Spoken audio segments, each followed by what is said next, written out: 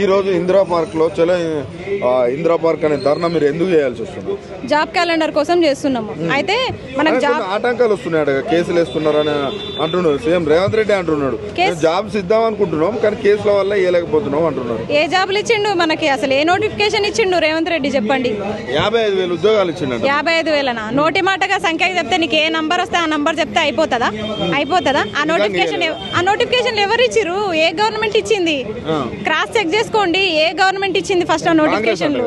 కాంగ్రెస్ ముఖ్యమంత్రి కాంగ్రెస్ లో ఉన్నాడు, కాంగ్రెస్ ప్రభుత్వం ఇచ్చినట్టు. ఇక్కడ రెండు మాటలు వీళ్ళే మాట్లాడతారు. మేము వచ్చి 17 నెలలే అవుతుంది, 17 నెలల్లో ఇన్ని మూమెంట్స్ ఎందుకు చేస్తారు అంటారు. మరి 17 నెలలలో మీరు ఏ నోటిఫికేషన్లు జారీ చేసిరో కొంచెం డేట్స్ తో సహా మాకు ఎక్స్ప్లెయిన్ చేయండి. పేపర్లో చెప్తున్నారు కదా, న్యూస్ లో చెప్తున్నారు మేము ఇచ్చినాం జాబ్స్ మేము ఇచ్చినాము. నియామక పత్రాలు ఇస్తే కాదు, నియామక పత్రాలు ఇచ్చి మేము ఇచ్చినట్టు కాదు. ఫస్ట్ ఏ ఇయర్లో 2022లో ఏ పార్టీ అధికారంలో ఉంది ఆ పార్టీ ఇచ్చినట్టు. ఆ పార్టీ ఏది? కాంగ్రెస్ ఉందా అప్పుడు? 2022లో కాంగ్రెస్ పార్టీ అధికారంలో ఉందా? చెప్పుకుంటారు అంటే ఇంకా వీళ్ళు 2 లక్షలు. ఇప్పుడు వీళ్ళు ఒక మాట చెప్పారు ఎన్నికలకు ముందు 2 లక్షల ఉద్యోగాలు ఇస్తాం, సంవత్సరానికి 2 లక్షల ఉద్యోగాలు ఇస్తాము. మేము అధికారంలో వచ్చిన మొదటి ఏడాదే మేము 2 లక్షలు ఇస్తామన్నారు. ఇప్పుడు 2 లక్షలు చూపించుకోవడానికి కామన్గా ఒక అటెండర్ పోస్ట్ ఇచ్చినా సరే దాన్ని కలిపేసుకుంటారు. మొత్తం 2 లక్షలు. వీళ్ళకి సంఖ్య ఇంపార్టెంట్, అక్కడ జాబ్స్ ఇంపార్టెంట్ కాదు, నంబర్ ఇంపార్టెంట్ వీళ్ళకి. అది ఎట్లా కాంగ్రెస్ ప్రభుత్వం వచ్చినాక మీ నిరుద్యోగుల పరిస్థితి ఎలా ఉంది?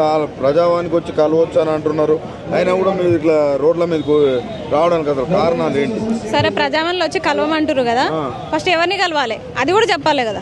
ఎవరిని కలవాలి? మేము అంటే మంత్రులు ఉంటున్నారంట, ఎమ్మెల్యేలు ఉంటున్నారట, ముఖ్యమంత్రి కూడా అప్పుడప్పుడు అవైలబుల్ గా ఉంటున్నారు. ఎప్పుడు పోయినా చిన్నారెడ్డి తప్ప ఎవరు కనిపిస్తలేరు. మరి చిన్నారెడ్డే ఉంటున్నాడు, ఎప్పుడు పోయినా చిన్నారెడ్డే, ఎవరు కనిపిస్తలేరు. మరి కొత్తగా ఎవరైనా మా ఎమ్మెల్యేనే నాకు కలవలేదు ఇప్పటిదాకా, మా ఎమ్మెల్యేనే నేను కలవలేదు ఇప్పటిదాకా. అట్లా ఉంది పరిస్థితి.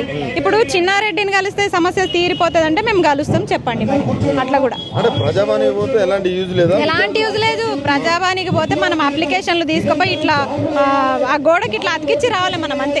ఎట్లా ఉంది అసలు కాంగ్రెస్ ప్రభుత్వం వచ్చాక నిరుద్యోగుల పరిస్థితి? మేము అనుకున్నాం, చాలా హోప్స్ పెట్టుకున్నాము మనకి న్యాయం జరుగుతుంది ఇప్పుడన్నా ఉద్యోగాలు. ఇప్పుడు గత సంవత్సరం, గత 10 ఏళ్ళు నోటిఫికేషన్స్ లాస్ట్ మూమెంట్ లో ఇచ్చిండు కదా కేసీఆర్. అట్లాంటివి కాకుండా మనకి వీళ్ళన్నా ఏడాది లోపల 2 లక్షల ఉద్యోగాలు అన్నారు కదా.